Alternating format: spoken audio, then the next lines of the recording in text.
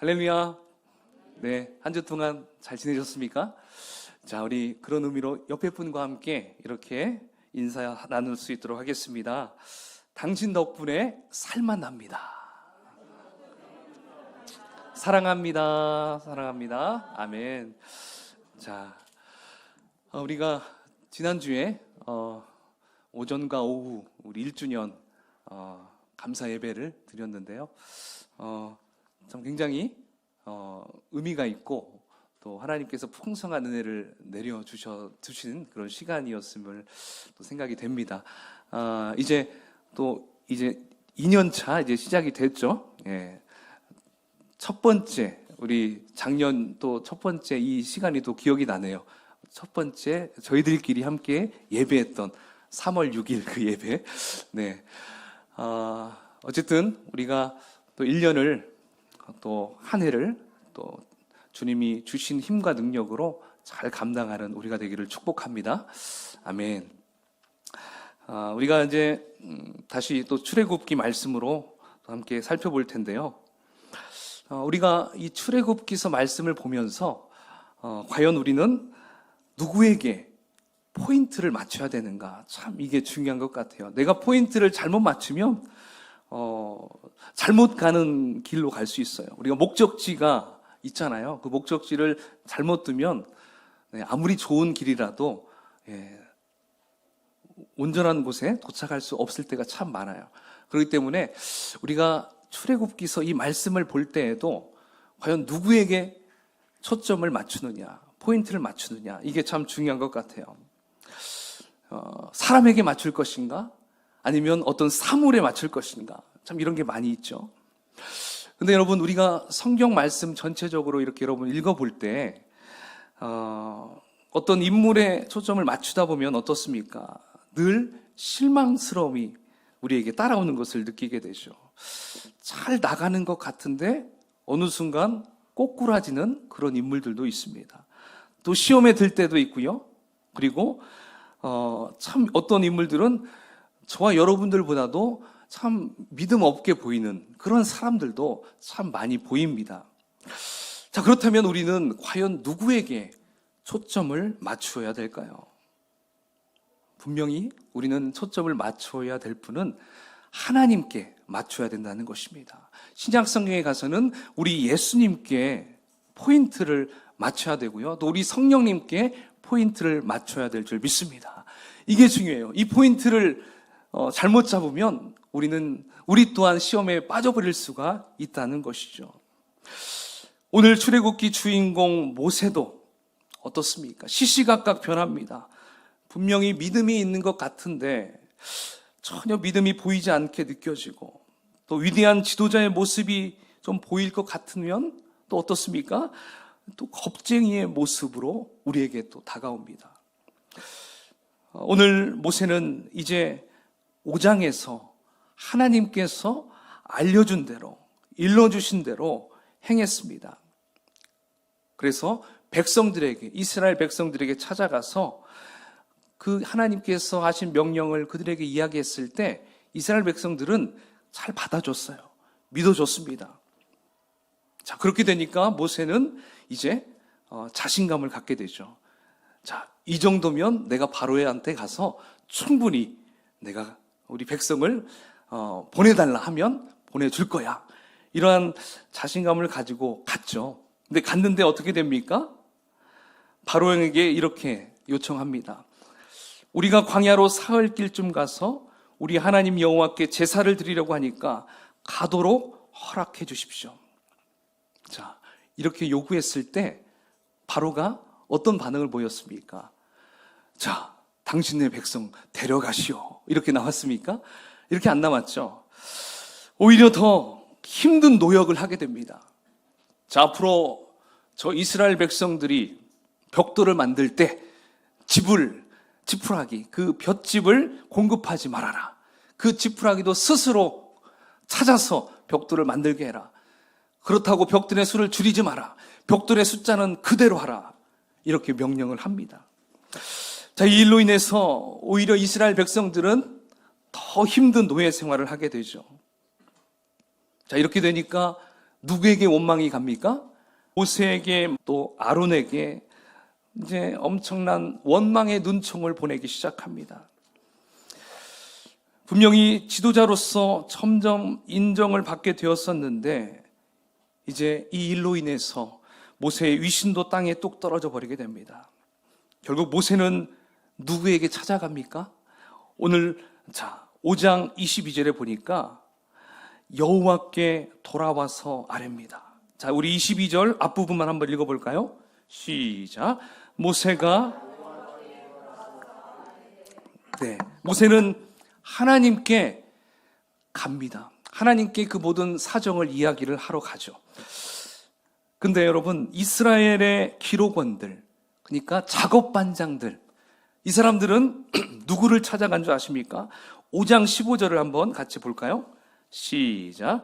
이스라엘 자손의 기록원들이 가서 바로에게 호소하여 이르되, 자, 이들 작업반장들은 바로에게 찾아갑니다. 여러분, 모세와 하나님을 믿지 않는 이 기록원들, 이 작업반장들과의 차이가 어디에 있을까요? 작업반장들은 이 문제가 바로로부터 왔기 때문에 이들은 바로에게 찾아갔습니다. 그러나 모세는 이 문제를 가지고 바로에게 간 것이 아니라 이제 하나님께 아뢰고 있습니다. 하나님께 찾아가고 있어요. 그래서 모세는 하나님께 자신의 모든 문제를 있는 그대로 토로하기 시작하시죠. 자, 그게 5장 22절 중반부터 23절까지인데요. 우리 주여부터 한번 같이 읽어보겠습니다. 시작. 주여, 어찌하여 이 백성이 학대를 당하게 하셨나이까? 어찌하여 나를 보내셨나이까? 내가 바로에게 들어가서 주의 이름으로 말한 후로부터 그가 이 백성을 더 학대하며 주께서도 주의 백성을 구원하지 아니하시나이다. 이렇게 모세는 하나님께 아뢰고 있어요. 기도하고 있죠. 여러분, 이 기도를 바라볼 때 어떻습니까? 굉장히 현실적인 기도의 내용임을 볼 수가 있어요. 하나님 앞에서라고 해서 어떤 고상한 기도를 한 것도 아니고요. 그리고 믿음이 있는 척 기도한 것도 아닙니다. 지금 하나님 앞에 모세는 솔직한 심정을 가지고 기도하고 있어요. 마치 어린아이가 엄마에게 앙탈 부리듯이 때를 쓰듯이 지금 요청하고 있습니다. 이 부분을 제가 살짝 한번 바꿔봤어요. 이렇게 기도한 것 같아요. 하나님, 왜 이 백성을 학대당하게 내버려 두십니까? 그러려고 저를 보낸 겁니까? 내가 바로 앞에서 주님의 이름으로 말했는데도 왜 저를 창피하게 만들었습니까? 저 쪽팔려 죽는 줄 알았습니다. 도대체 주의 백성을 구원하실 생각은 있으신 겁니까? 예! 이렇게 지금 하나님께 그냥 있는 거 없는 거 다 끄집어내가지고 막 지금 말하는 거예요. 예, 그래도 말씀이니까 좀, 예, 이렇게 좀 써있죠. 그 속마음은 지금 이거예요. 막 하나님께 항변하고 있는 거예요. 여러분, 이 기도 잘못된 기도일까요? 바로 기도는 이렇게 하는 겁니다. 이것이 기도의 시작입니다. 기도의 시작은 나의 현실을 아뢰는 거예요. 있는 그대로를 아뢰는 것입니다. 내 상황과 내 마음의 상태를 꾸밈없이 솔직하게 아뢰는 것이, 바로 그것부터 시작하는 것이 기도라고 하는 것입니다. 여러분, 이렇게 모세의 기도가 맞춰진 후에 이제 오늘 본문 6장부터가 하나님의 응답이 시작되고 있는 부분입니다. 따라서 우리가 오늘 집중해서 보아야 될 것이 이것이에요. 하나님께서 모세의 기도에 어떻게 응답하고 있는지 우리가 이것을 좀 보아야 한다는 것입니다. 자, 2절 말씀을 함께 읽어보겠습니다. 자, 하나님이 어떻게 응답하시는지 2절 시작. 하나님이 모세에게 말씀하여 이르시되 나는 여호와이니라.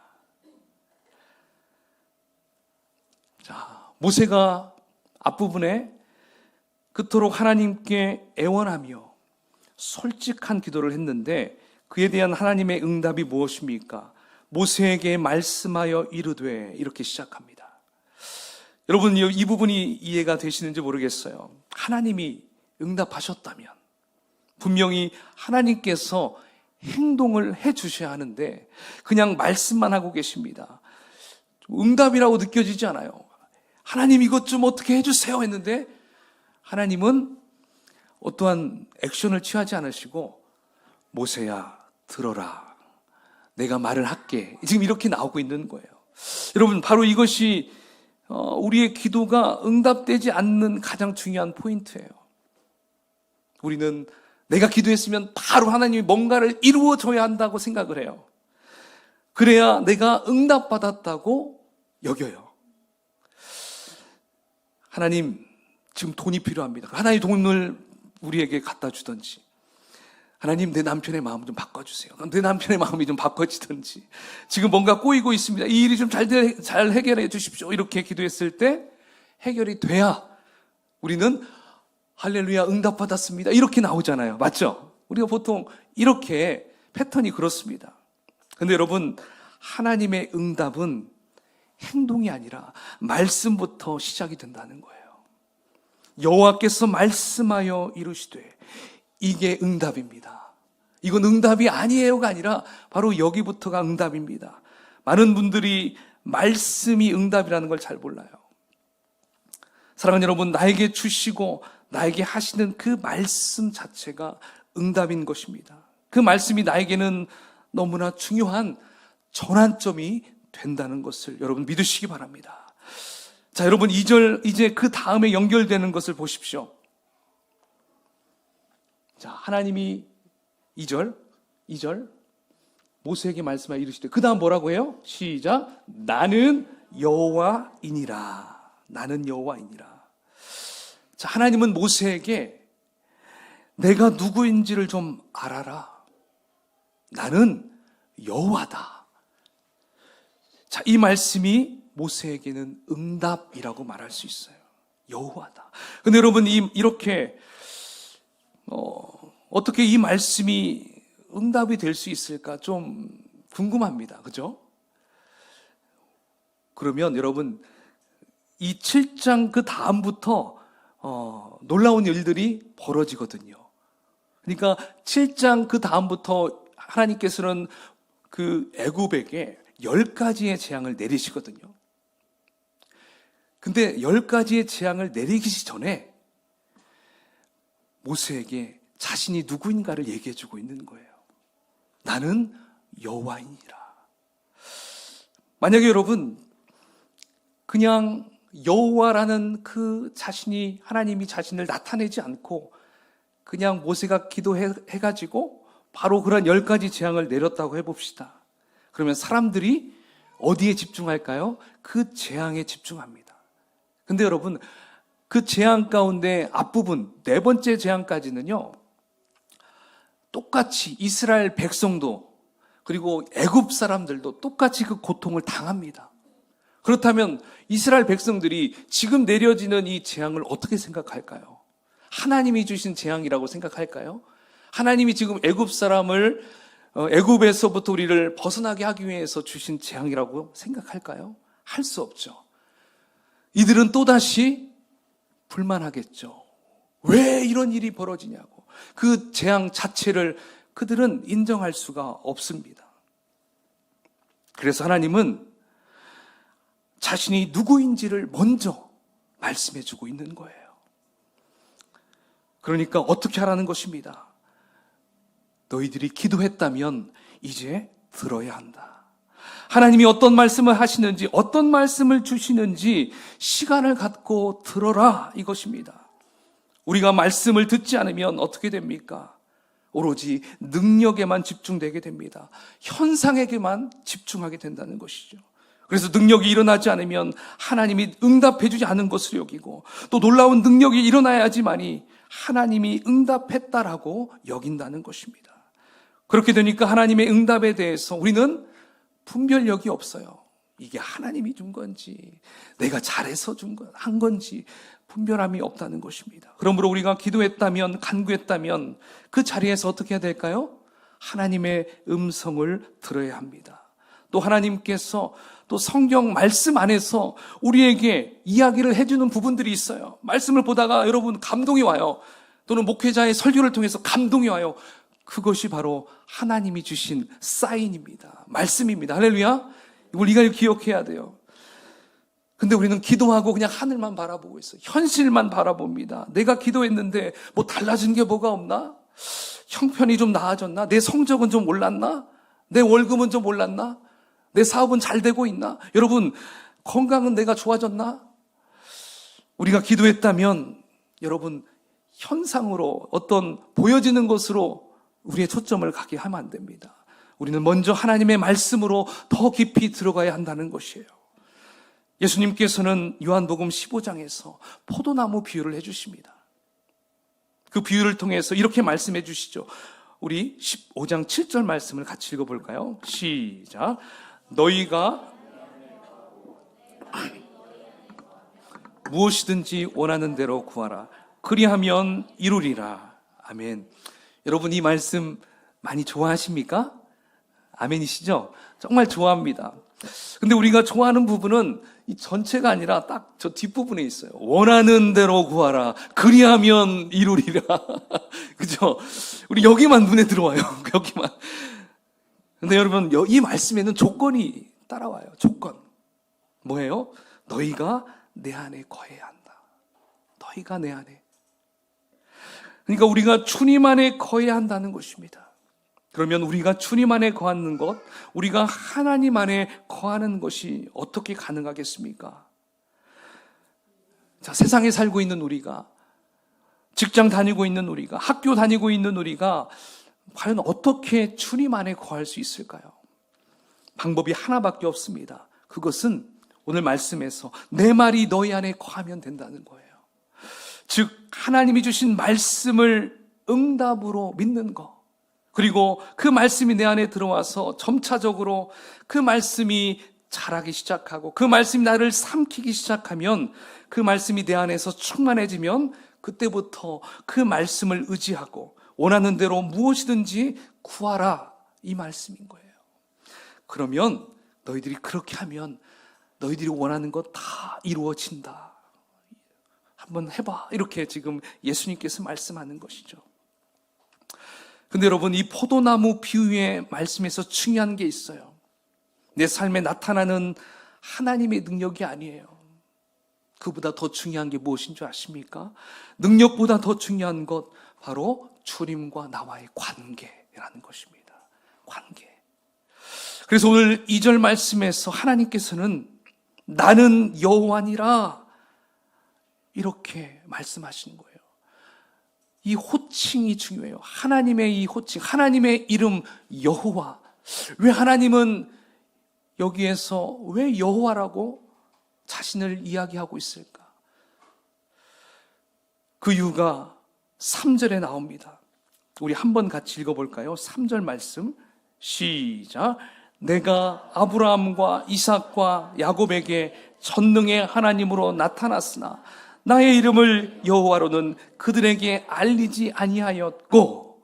자, 하나님께서 말씀하시기를 아브라함과 이삭과 야곱의 시대에는 내가 전능자로서 능력을 행하는 모습을 그들에게 보였다면, 이제는 전능자의 능력보다는 내 이름 여호와라는 이름으로 너희들에게 다가가겠다. 지금 이 말씀이에요.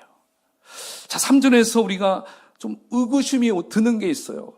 분명히 창세기에도 이런 말씀을 읽다 보면 거기에 여호와라는 이름이 나와요, 안 나와요? 엄청 많이 나와요. 그죠? 여호와라는 말씀이, 그 하나님의 이름이 참 많이 나옵니다. 근데 왜 하나님은 나는 나의 이름 여호와로는 그들에게 알리지 않았다, 이렇게 말씀을 하는 걸까요? 궁금하시잖아요. 그죠? 이 말씀의 의미는 뭐냐면, 창세기에 나오는 그 수많은 인물들, 그러니까 출애굽 이전에 수많은 사람들이, 그들이 알고 있는 그 여호와, 그 이름은 그들이 말하고는 다녔어요. 근데 문제는 뭡니까? 그 이름의 뜻은 몰랐던 거예요. 그 이름의 뜻. 이제 출애굽기에 와서 떨기나무 아래에서 모세에게 나는 여호와다, 그때 그 뜻을 분명히 말씀해 줬다는 것입니다.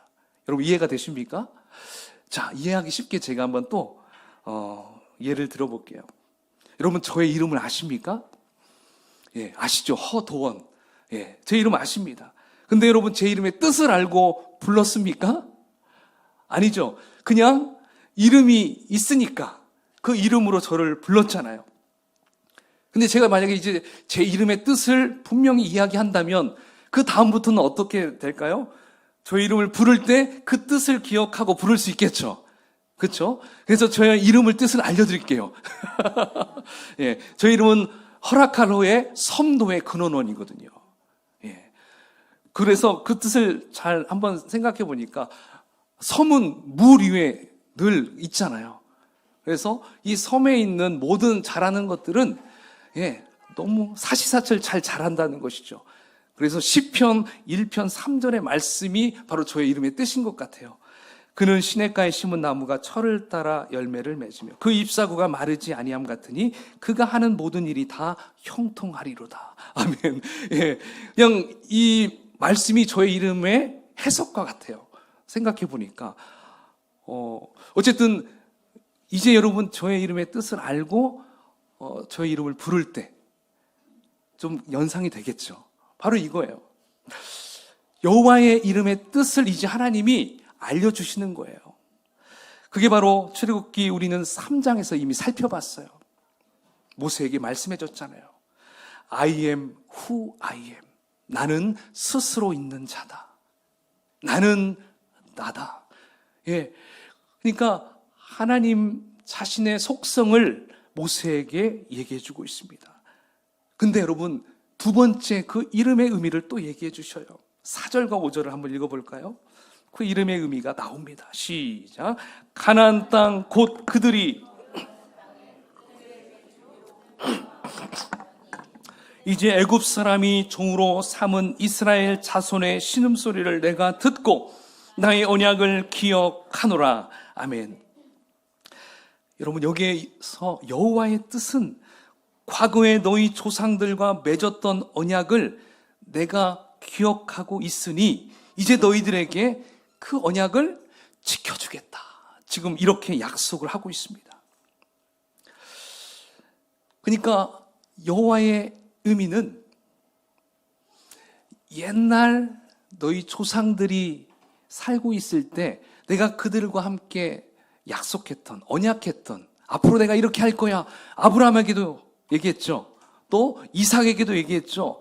야곱에게도 얘기했죠. 그러한 앞으로 일어날 일들을 계속 얘기했어요. 근데 그 일들이 이루어졌습니까? 안 이루어졌습니까? 아직 안 이루어졌어요. 근데 400년 후에 이제 출애굽을 하는 그 상황에서 이제 하나님께서 그 언약을 이루어 주겠다. 지금 이렇게 말씀하고 있다는 것입니다.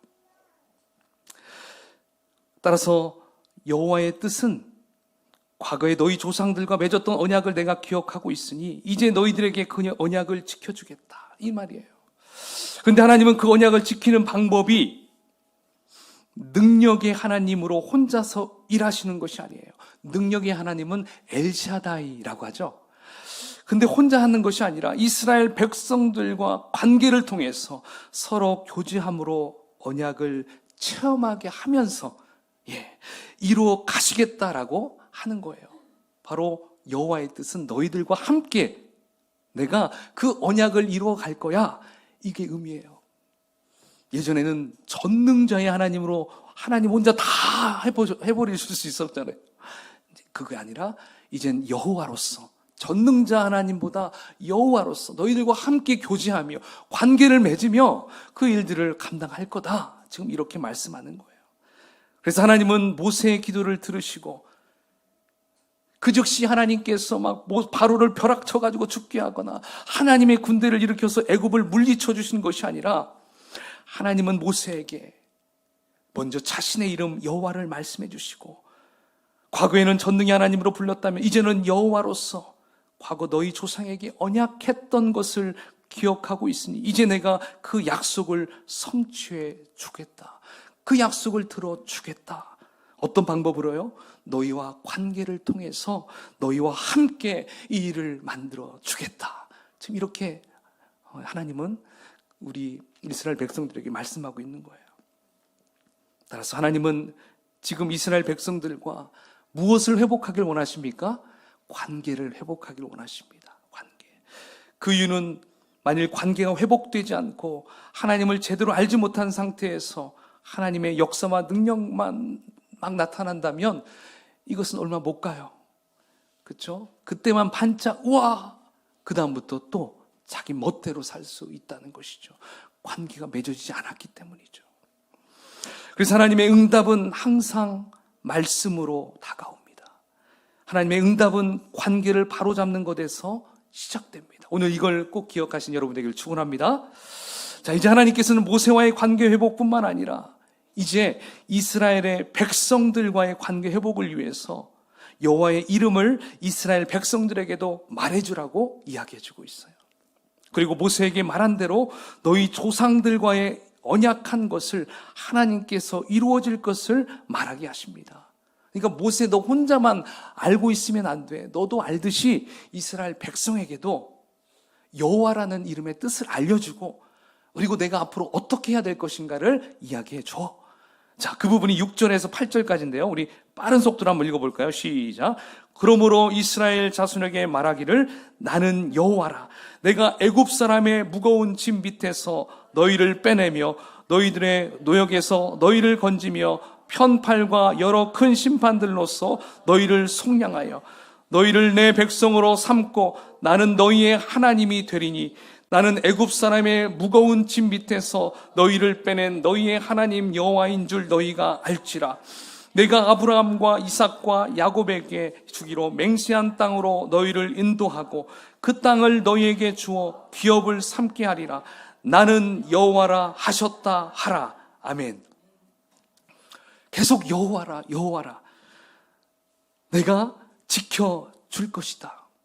지금 그 말씀을 하라고 모세에게 명령하셨어요. 자, 모세는 이제 이스라엘 백성들에게 이야기를 했습니다. 그런데 그 결과가 어떻게 됐습니까? 9절에 보니까 그들의 마음의 상함과 가혹한 노역으로 말미암아 모세의 말을 듣지 아니하였다라고 말씀하고 있어요. 좀 그 말씀 좀 잘 들었으면 얼마나 멋있었을까요? 그렇죠? 그러면 일이 더 잘 진행됐을 텐데 이스라엘 백성들은 여전히 그 마음에 상처가 있어요. 이제 모세 보고 싶지도 않은 거예요. 말 듣고 싶지도 않은 거예요. 여전히 너무 안타까워요. 백성들은 모세가 당신이 애굽의 신기를 건드렸기 때문에 우리는 당신의 말을 들을 수 없어. 계속 원망이 풀리지 않고 있었던 것입니다. 아직도 관계가 회복되기가 어려운 상황이에요. 이스라엘 백성들에게는 하나님과의 관계가 회복되기가 너무 어려운 상황이에요. 여러분, 그런데 하나님께서는 이스라엘 백성들이 그러한 반응이 왔음에도 별 말씀하지 않았어요. 오히려 모세에게 이제는 애굽 왕 바로에게 들어가서 이스라엘 자손을 그 땅에서 내보내게 하라 명령하십니다. 여러분, 왜 하나님께서 이렇게 강력하게 말씀하실까요?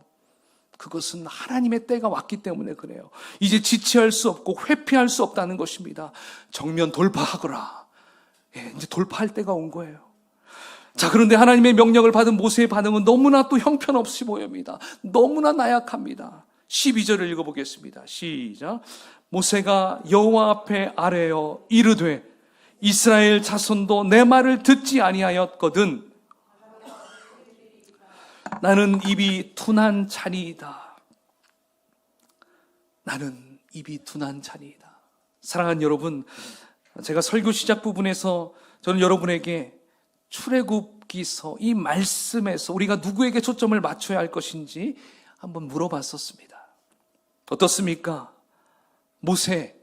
그래도 모세는 실력도 있고요, 영역도 있고요, 성품도 좋고요, 하나님과 대화도 하고 지도자감으로 여겼고 괜찮을 줄 알았는데 다시 백성에게 원망을 사고 인정도 받지 못하게 되니까 그 모세가 또다시 원점으로 제자리로 돌아갑니다.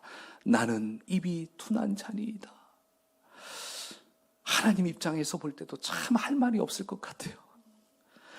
좋았던 관계가 깨진 것처럼 보입니다. 왜 너 이것밖에 안 되느냐? 그럼에도 불구하고 우리 하나님께서는 모세를 포기하였습니까? 결코 포기하지 않았습니다. 왜냐하면 하나님은 여호와이시기 때문에 그래요. 하나님은 여호와이시기 때문에. 하나님은 모든 것이 되시는 분이고 언약을 약속하시고 언약을 성취하시는 분이시기 때문에 그 모세 조금 약간 생각이 헷갈리더라도 그냥 그를 붙잡고 가는 거예요. 따라오게 하는 거예요. 그렇습니다. 하나님은 모세에게도 이스라엘 백성들에게도 계속적으로 관계를 형성하고 교제하시려고 다가가고 있다는 거예요. 여러분, 우리는 이것을 집중해야 됩니다. 이것을 집중해야 돼요. 하나님은 여전히 저와 여러분과 관계를 갖기를 원하십니다. 교제하기를 원하십니다. 믿으십니까? 여러분들이 죄악된 길로 빠졌더라도 하나님은 다시 여러분들을 끄집어내고 싶어 하세요. 다시 나와 동행하기를 원하시는 분이 바로 하나님의 심정이라는 것입니다. 하나님은 또다시 모세와 아론에게 다시 사명을 주십니다.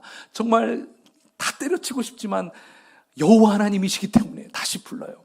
13절 읽어봅시다. 어떠한 사명을 주시는지 시작.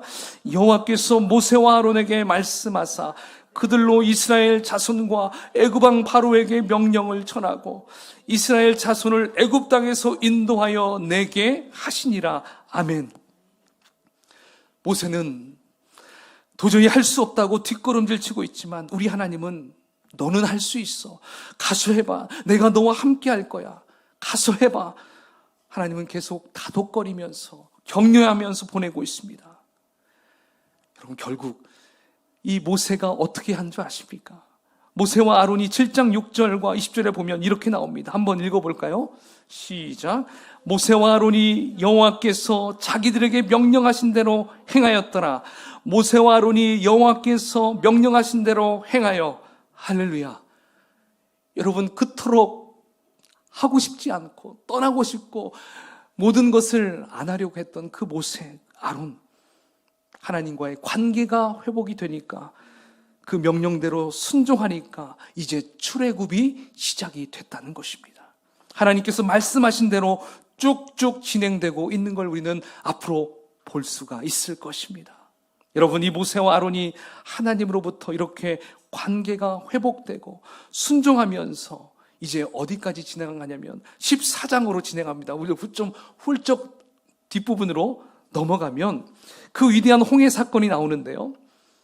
분명히 예전 같은 마음이었다면 이미 도망갔을 거예요. 홍해를 어떻게 갈라요? 그죠? 자, 근데 그들이 하는 고백을 한번 읽어보겠습니다. 어떻게 말하는지 시작. 모세가 백성에게 이르되 너희는 두려워하지 말고 가만히 서서 여호와께서 오늘 너희를 위하여 행하시는 구원을 보라. 너희가 오늘 본 애굽 사람을 영원히 다시 보지 아니하리라. 여호와께서 너희를 위하여 싸우시리니 너희는 가만히 있을지어다. 아멘. 결국 모세가 하나님께 아뢰고 하나님께 기도하고 하나님의 말씀을 들음으로 응답받고 그 말씀대로 순종하니까 이제 하나님과 더 끈끈한 관계가 형성이 돼요. 교제가 이루어집니다. 그리고 하나님의 구원하심을 그가 보게 됩니다. 그리고 하나님의 놀라운 기적을 목도하게 되는 걸 우리는 볼 수가 있어요. 그렇습니다. 우리는 하나님께 붙어 있으면 됩니다. 할렐루야. 예, 우리는 하나님께 아뢰고 우리의 기도의 제목을 하나님께 정말 토로하듯이 이야기하면 그 다음 우리가 그 말씀을 듣는 거예요. 그리고 하나님과의 관계가 맺어지는 것입니다. 그러면 하나님이 그 관계 다음에 하나님이 하실 일을 하십니다. 우리는 그 일을 보면 돼요. 그리고 하나님, 할렐루야, 하나님 정말 잘하셨습니다. 영광 돌리면 돼요. 찬양하면 돼요. 이게 우리가 해야 될 일입니다. 아멘. 여러분들이 뭐 막 하려고 막 하지 마세요. 기도하고 듣고 순종하고 함께 가면 되는 것입니다. 여러분, 한 주, 아니 우리 올 한 해 정말 이러한 마음으로 주님과 동행하는 삶, 이 삶을 정말 기쁨으로 실제적으로 누리며 살아가는 저와 여러분이 되시기를 간절히 축원을 드리겠습니다. 아멘. 이 시간 우리 한번 같이 오늘 말씀을 좀 생각하면서 기도하면 좋겠습니다.